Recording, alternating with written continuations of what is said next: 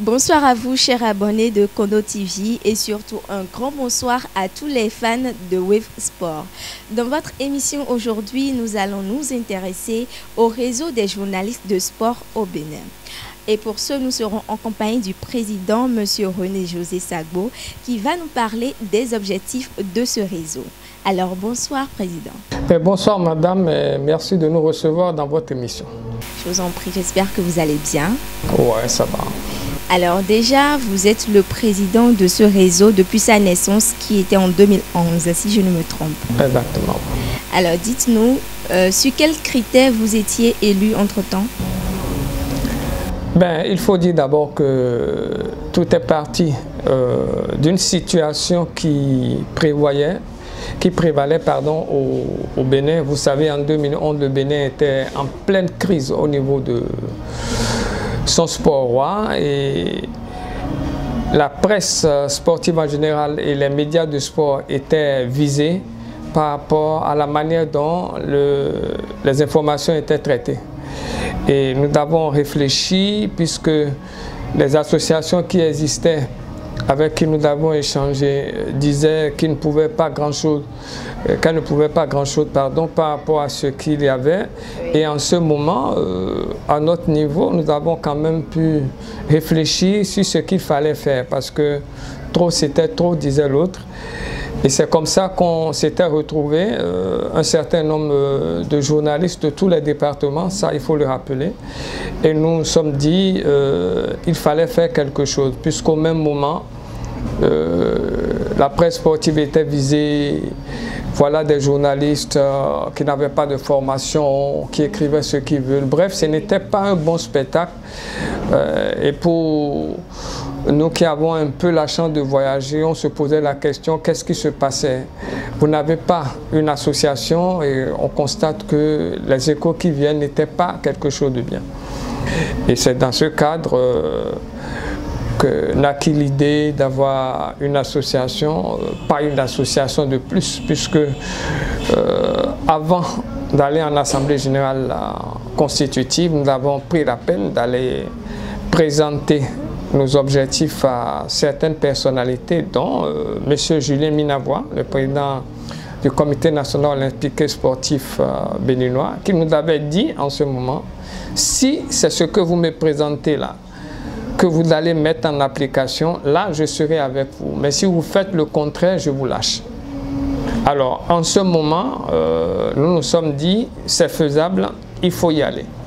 Et c'est comme ça que nous sommes allés en Assemblée générale constitutive, sous son égide, puisqu'il était là, avec le ministère des Sports en ce moment, qui était représenté par Mme Christelle Ndonumbo, conseillère du ministre des Sports. Et nous avons fait cette Assemblée générale. Et à l'issue des travaux, le choix a été porté sur moi pour diriger cette jeune et nouvelle association. Voilà. Et donc, depuis 9 ans, vous êtes le président de ce réseau. Exactement.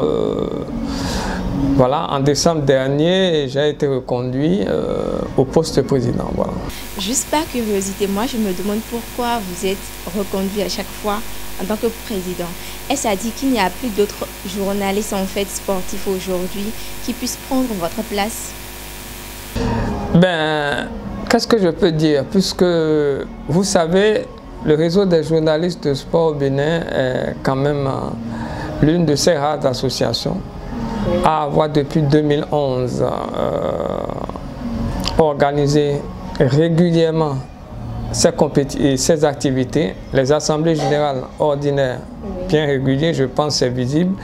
Nous avons les assemblées générales extraordinaires, nous avons eu 2, et nous avons des membres du bureau qui viennent de tous les départements. Je pense que ça, tout le monde en témoigne, même si en temps nous avons été un peu coupés de cet objectif, parce que vous savez, les coûts ne manquent pas. On est allé jusqu'à proposer de l'argent à beaucoup pour quitter le bureau, et je ne sais pas, le réseau est devenu la structure à abattre pour des raisons que je ne veux pas évoquer ici, on va y revenir. Bref, nous avons depuis 2011, à chaque fois qu'il y a assemblée générale, nous publions conformément à nos statuts d'avance le processus, on ouvre les inscriptions et c'est un comité autonome qui statue. D'accord. Et voilà, c'est venu comme ça, on va en assemblée générale, chaque fois, les gens demandent, moi même le dernier mandat j'ai failli partir, mais beaucoup se disaient, ben, si vous partez dans ces conditions, nous on va claquer la porte. Je dis non, il a quand même des gens qui le font.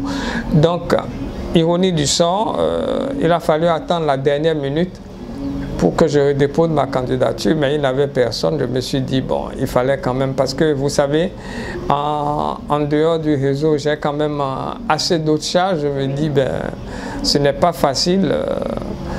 Et aujourd'hui, même au-delà du réseau, on l'a dit à l'Assemblée constitutive en 2011, l'objectif est d'aller à une association unique. Et je pense, un témoin, c'est bien le président du Comité national olympique qui a beaucoup lutté pour ça. Ben, ça peine à venir. On a eu la chance de faire récemment une émission sur une télévision Sœur à vous, où il a dit qu'il reprend son bâton de pèlerin et qu'il a foi qu'on va pouvoir avoir enfin une association. Donc, à notre niveau, ce n'est pas une affaire de poste. Et je vous fais une confidence aujourd'hui que j'ai faite d'ailleurs à tout le monde. Association unique, je le répète sur votre plateau, René-José Sabo n'est pas candidat à la présidence. Nous allons œuvrer pour une association unique, mais que tout le monde se calme. René ne serait pas candidat parce que je sais ce que c'est avoir une charge de président. Donc, nous nous battons depuis 2011. Nous avons été clairs. Nous venons pour régler une situation. Nous œuvrons pour une association unique. Malheureusement, aujourd'hui, je ne sais pas si c'est parce que nous faisons le travail aussi régulièrement, ben, le réseau apparemment est pris à partie. Bon, bref, voilà un peu dans les conditions dans lesquelles nous avons été reconduits. Et vous allez voir tout à l'heure le travail que le réseau a bâti en 9 ans. Parce que quand nous sommes venus, ça je tiens à le dire parce que moi je suis à l'aise dans mes propos, nous sommes venus en 2011, il y avait des associations existantes. Nous avons fait régulièrement nos assemblées générales électives, ordinaires, extraordinaires. Nous avons fait nos activités tant sur le plan national qu'international. Ben, nous n'avons pas vu d'autres associations aller en assemblée générale non plus. Peut-être que le mandat continue. Ben, c'est pas trop notre problème. Nous travaillons et je pense qu'aujourd'hui, il revient aux confrères qui sont sur la place, nos membres, tous ceux qui nous observent. Nous avons beaucoup d'aînés qui nous conseillent à ce niveau. La preuve, nous avons ouvert, nous avons des aînés, pas des moindres, Kelani Adissa, qui est quand même un doyen dans la profession, mais qui est aujourd'hui le deuxième vice-président du réseau des journalistes. Donc, nous ouvrons, nous avons d'autres adhésions, et pas des moindres, qui sont déjà effectuées, mais des gens qui ont rejoint le réseau des journalistes. Donc, pour nous, nous voulons travailler pour les confrères, nous voulons travailler pour la presse sportive, et nous militons aussi, nous sommes ouverts à toutes les initiatives pour aller là, à une association unique. Et je voudrais profiter de votre micro pour rendre hommage à M. Julien Minavoire. On parle de lui souvent. Beaucoup ne comprennent pas ce que c'est qu'un président du Comité national olympique et sportif. Il faut sortir du Bénin pour aller voir le respect que les gens ont pour M. Julien Minavoire. Il fait beaucoup pour la presse en sourdine. Il ne parle pas beaucoup, mais les gens ne comprennent pas. D'accord. Et juste par curiosité, est-ce que tous les journalistes sportifs béninois sont vraiment réunis dans le réseau? Ben, nous ne pourrons pas avoir tout le monde au niveau du réseau. Nous avons des journalistes sportifs, reporters sportifs depuis 2011 qui sont membres du réseau, mais il y a d'autres associations existantes. Donc tout le monde ne peut pas être du réseau. Voilà. Ceux qui épousent nos objectifs viennent. Voilà. D'accord. Et il est écrit dans les objectifs en fait du réseau que vous devriez œuvrer pour la déontologie et l'éthique du métier. Pour un citoyen lambda qui ne maîtrise pas forcément les règles qui régissent ce métier, est-ce que vous pouvez nous citer quelques règles? Ben, œuvrer pour la déontologie. D'abord, avant d'arriver là, je tiens à le dire, nous avons été l'une des seules structures à avoir organisé un séminaire de formation, une communication sur le code de l'information et de la communication. Ça a été animé par Wilfried Léandre Mbedi, l'actuel directeur de communication. C'était en 2014 et à peine quelques semaines après que ce code a eu l'aval au niveau de l'Assemblée du gouvernement. Donc, c'est vous dire que nous militons pour ça. Vous savez, aujourd'hui, la presse sportive est aussi décriée par tout ce qu'on observe comme dérive, etc. Et nous nous apprêtons aussi pour ce mandat, pour un séminaire de formation sur le code numérique. Donc nous sommes vraiment en adéquation par rapport à cet objectif.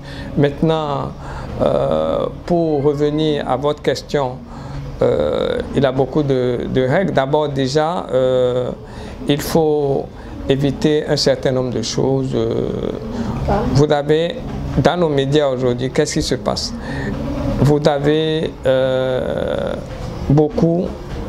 vous réalisez votre émission, on reprend, on ne signe pas, ça c'est notre mal. On reprend à son compte, on met son nom.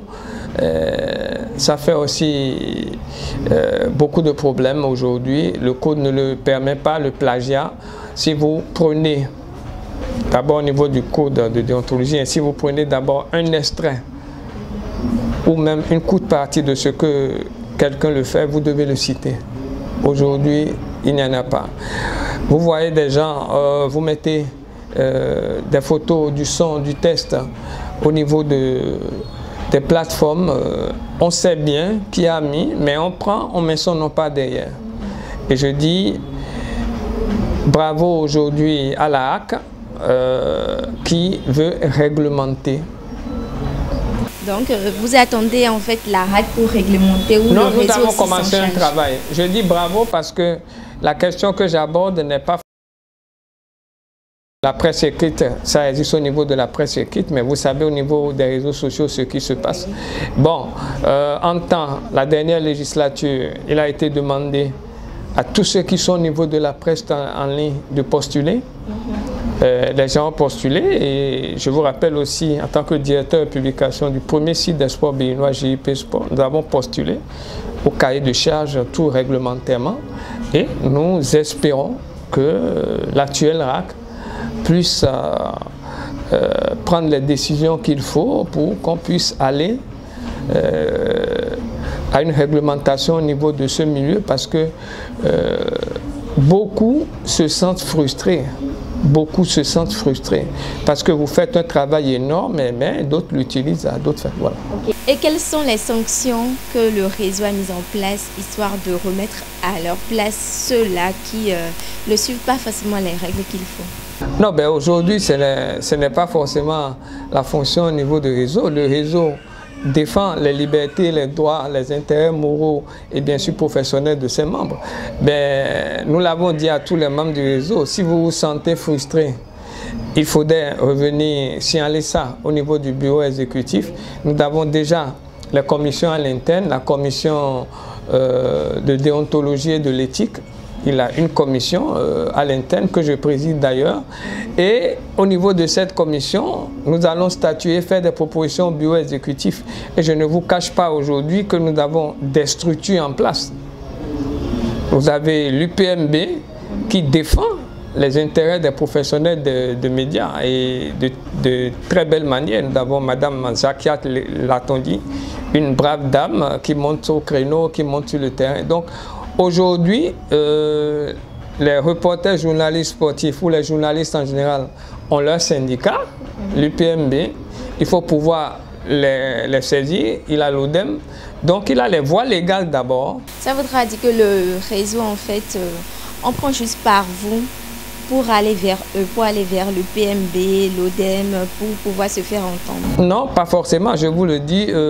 L'adhésion à l'UPMB est individuelle pour chaque journaliste. Okay. Bon, maintenant, l'organe de presse qui se sent brimé peut aussi saisir l'ODEM.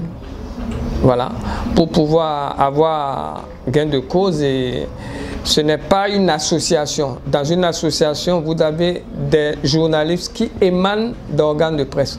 Donc quand ça arrive, nous donnons les conseils qu'il faut aux membres pour pouvoir aller via leur organe de presse. Donc ce n'est pas la fonction. On a déjà des structures, l'UPMB, l'ODEM, qui sont à notre disposition pour nos éventuelles plaintes. Voilà. D'accord. Dans vos objectifs, il est aussi écrit que vous devriez entretenir des relations utiles avec les associations sportives du monde et les organismes internationaux. C'est bien sûr ça. Est-ce que vous pouvez nous citer quelques associations sportives de l'extérieur ou les organismes internationaux, voilà, j'y arrive, avec lesquels vous entretenez des relations utiles? Exactement. Vous avez l'association des journalistes sportifs du Mali, avec à leur tête Baba Ouma, avec qui nous entretenons de bonnes relations. Nous avons aussi l'association des journalistes sportifs du Togo. Et je ne vais pas vous dévoiler, mais je vous donnerai le scoop parce que bientôt nous aurons un partenariat avec 3 associations, dont celle du Mali, celle du Bénin et celle du Burkina. Et pour ce partenariat, nous avons des objectifs précis, vous verrez bien. Ça permettra aux membres du réseau de pouvoir réellement sortir maintenant, aller voir ce qui se passe, et aux autres aussi de venir voir ce qui se passe à l'intérieur. Pour le moment, je ne vais pas vous donner des détails. Je pense que une délégation du réseau doit très bientôt, avant la fin de l'année 2020, se déplacer vers ces associations sœurs pour paraphraser tout le contenu de ce partenariat. Donc après ça, on pourra rendre public, puisque en association avec les autres, ils ont souhaité que le partenariat puisse être signé au Bénin. Et ceux déjà avec qui vous êtes en relation, qu'est-ce qu'ils apportent en fait au Bénin? Ben, ils ne peuvent pas apporter au Bénin, c'est un peu trop large. Voilà.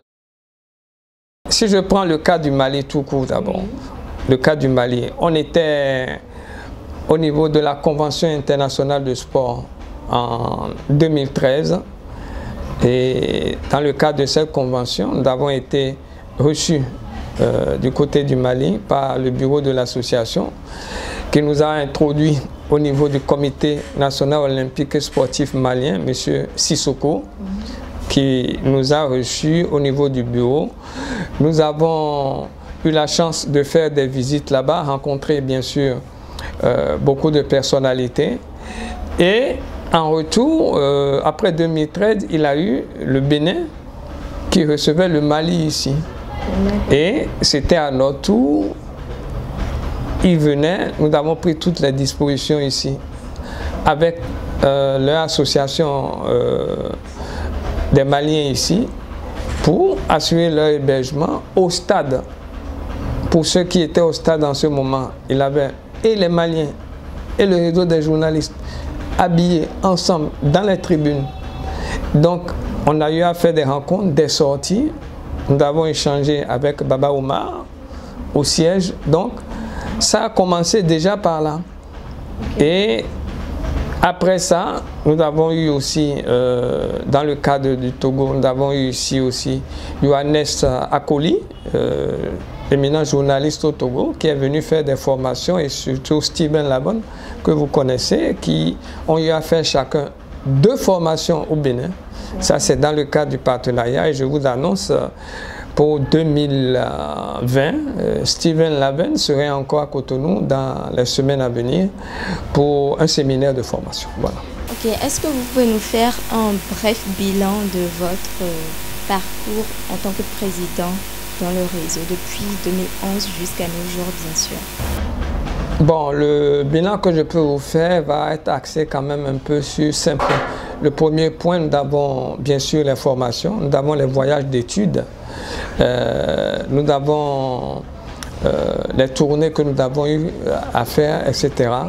Bon, nous irons très rapidement par rapport aux formations. Je vous l'avais dit, nous avons eu des formations avec des fédérations. Nous avons eu la fédération de basket, l'athlétisme, le tir à l'arc, le Scrabble. Oui. Voilà, nous avons eu des formations avec ces fédérations-là. En dehors de ça, nous avons eu des communications au niveau des séminaires. J'allais oublier même, nous avons eu le badminton. Voilà. Ça, c'est en marge des internationaux l'année passée. Non, l'année surpassée, puisque l'année passée, il n'a pas eu formation. Et la formation avait été assurée justement par le secrétaire général de la Confédération africaine de badminton. Et ça, c'était en collaboration avec le réseau. Nous avons eu d'autres formations, d'autres séminaires. Nous avons eu le séminaire sur les techniques d'écriture des dépêches d'agence et la rédaction d'une revue de presse. Ça, on l'a fait et à Cotonou et à Parakou. Et ça a été animé par Yohannes Akouli. Nous avons eu la formation sur le réseau Twitter qui a été aussi animé par Steven Laven. Bref, nous avons eu beaucoup de formations au niveau de ce cadre. Les voyages d'études, le réseau était en 2012 à Bamako, 2013 du côté du Sénégal, 2014 c'était au Cap-Vert, 2015 à Kigali. Voilà, nous avons fait de ces voyages-là. Bref, sans oublier les tournées à l'interne. D'accord, on va parler cette fois-ci de la presse béninoise, en fait de la presse sportive béninoise.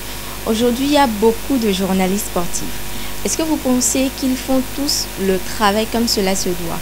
Est-ce qu'ils respectent la déontologie et l'éthique du métier? Non, je ne pourrais pas donner un jugement de valeur parce que quelque part, je suis moi-même journaliste. Oui. Et tout ce que je peux vous dire en tant que président, c'est que par rapport à ce qui se passe, le spectacle n'est pas très agréable parce que les gens nous lisent à l'international. Et nous avons l'œil sur nos partenaires de l'autre côté. Aujourd'hui, la presse sportive est décriée par rapport à certaines dérives qu'on observe. Qui peuvent être... Non, en termes de dérive, qu'est-ce que vous constatez aujourd'hui quand vous allez sur le terrain? Je pense que Kondo TV, vous êtes multidisciplinaire, ce n'est pas forcément dans le sport, mais ailleurs. Vous allez, vous faites votre travail, vous vous rendez compte que vous avez même des confrères que vous connaissez qui sont là, mais qui malheureusement à la fin, qui vous disent par exemple, Madame la journaliste, on ne vous a pas invité, tout ça. On sait quand même que de manière vraiment sympathique, on ne peut pas parler à son confrère comme ça. La confraternité, je l'ai toujours dit, ça a des limites. Ouais. Oui. Il a une manière de vous dire quand même, de vous faire passer le message. Nous avons quelques problèmes de communication. Moi, j'ai eu la chance d'être à la communication de plusieurs fédérations. Même quand ce n'est pas invité, je dis aux confrères, faites le travail, je me battrai auprès du président. Oui. Mais quand ça revient, je vais voir le président. Voilà, des confrères ont fait un travail comme ça. Ça ne peut pas être ne pas payer. Il me dit, j'ai pas beaucoup d'argent. Je dis, où vous payez au moins 50% ou 70%. Ils déboursent. Mais quand ils viennent pour être payés, je dis, vous ne prenez pas l'argent chez moi. Vous allez prendre l'argent chez le trésorier de la fédération pour qu'on ne dise pas que René a pris. Et je dis, je l'ai dit à qui veut l'entendre, je défie celui-là pour dire que René a pris 1 franc dans ses PDM, qu'il se présente. Je l'ai dit depuis 2011. Donc, à partir de là, aujourd'hui, autre chose, vous allez sur le terrain, vous n'avez pas forcément les conditions de travail. L'accès à l'information, c'est tout un problème. C'est sur les réseaux sociaux que vous apprenez qu'il a il a actualité, mais il faut qu'on comprenne aujourd'hui que le journaliste a droit à aller à l'information. Ce n'est pas un problème. Kondo TV peut aller, JIP Sport, tout le monde peut aller sur toutes les informations. On ne peut pas interdire à quelqu'un d'aller à la chasse de l'information. Mais parce qu'on estime que vous n'avez pas votre nom sur la liste, on ne vous permet même pas de couvrir. Mais vous n'avez pas dit que vous voulez leur perdre, mais vous voulez faire de l'information. Donc vous avez plein de dérives comme ça, mais qui peuvent être corrigées avec, au niveau des associations ou au niveau d'une association unique. Ça a été le vœu, mais nous avons fait un gros travail au niveau de nos membres et Dieu seul sait, au niveau de leur organe de presse, ils se comportent merveilleusement. D'accord. Le réseau reçoit le soutien de l'État? Non, ben, jusque-là, on n'a pas le soutien de l'État. Je pense que ça, c'est tout à fait clair. Depuis 9 ans, nos activités sont en grande partie financées sur fonds propres. C'est vrai, les activités avec les fédérations, vous avez la location de la salle, vous avez un certain nombre de logistiques, les attestations, les formations, les fédérations le fournissent. Et je voudrais profiter, et ça c'est vraiment sincère, pour une fois encore dire merci à M. Julien Minavoie, parce que au niveau du réseau, tenez-vous bien, il nous offre gracieusement l'auditorium Marius Francisco ou la salle de conférence. Voilà. Donc, nous faisons une demande très tôt, nous sollicitons et il a fait pour toutes les associations. Ça, c'est des choses qu'il faut faire ressortir parce que quand vous parlez de quelqu'un de comme ça, c'est comme si vous avez des idées derrière la tête. Il a des preuves concrètes qu'il a eu à faire. Bon, vous avez d'autres ESAE aussi, où vous avez le promoteur qui a dit, bon, si vous avez besoin de faire vos activités, nos salles sont à la disposition. Donc, nous avons eu à faire 1 ou 2 AG du côté de ESAE. Récemment, nous étions à la radio d'Alada. Et le directeur de la radio a dit, ben, venez faire votre assemblée générale. À Porte-Novo, nous avons une ONG aussi, M. Capo Mathieu, son ONG, qui nous a dit, les salles sont là. Donc aujourd'hui, de manière claire, le réseau peut aller à l'ADA faire ses activités, ses assemblées. Et donc si je comprends bien, en fait, vous recevez plus de soutien des particuliers que de l'État? Ben, jusque-là, je ne sais pas ce que vous mettez dans soutien de l'État. Nous n'avons jamais eu d'aide au niveau de l'État. La seule chose que nous avons bénéficié, c'est au niveau du tournoi intermédiaire. En tant qu'association, il y a le Fonds national pour le développement des activités jeunesse, loisirs et sport, qui, depuis 2015, quand nous sollicitons pour le matériel, pour le tournoi intermédiaire, c'est pour les métiers, ils nous viennent en aide. Donc nous faisons les formalités normalement et voilà. Donc si vous voulez parler en termes d'État, c'est à ce niveau parce que je vous annonce, le réseau des journalistes de sport est officiellement enregistré en tant qu'association et enregistré au journal officiel du Bénin depuis 2016. Voilà. Monsieur René-Josy Sagbo, votre mot de la fin? Ben, le mot de la fin, c'est d'abord de vous remercier, Madame, remercier votre organe de presse Kondo TV. Nous suivons de très près aussi le travail que vous abattez. Ce n'est pas facile et notre souhait, je l'ai dit, c'est de pouvoir éclore, faire la promotion du sport à travers nos médias, à travers notre association et surtout notre grand vœu qu'on puisse avoir une association unique. Mais pour le moment, le réseau fait son bon nombre de chemins. Nous ne sommes pas prêts d'arrêter. Nous avons beaucoup d'objectifs en vue, beaucoup d'activités à réaliser, tant sur le plan national, sous-régional qu'international, et profiter pour ceux qui estiment qui a la possibilité de nous venir en soutien pour le travail que nous faisons, ben, nous sommes ouverts à toutes les initiatives. Et ce n'est pas facile, nous le reconnaissons, mais nous voulons servir les journalistes sportifs béninois et en général et ceux qui exercent dans le sport en particulier. Voilà. Merci Président de nous avoir reçus. Merci également à tous les téléspectateurs qui nous ont suivis. Wave Sport de ce jour est ainsi conjugué au passé. On vous donne rendez-vous très prochainement. D'ici là, portez-vous bien et que Dieu nous garde.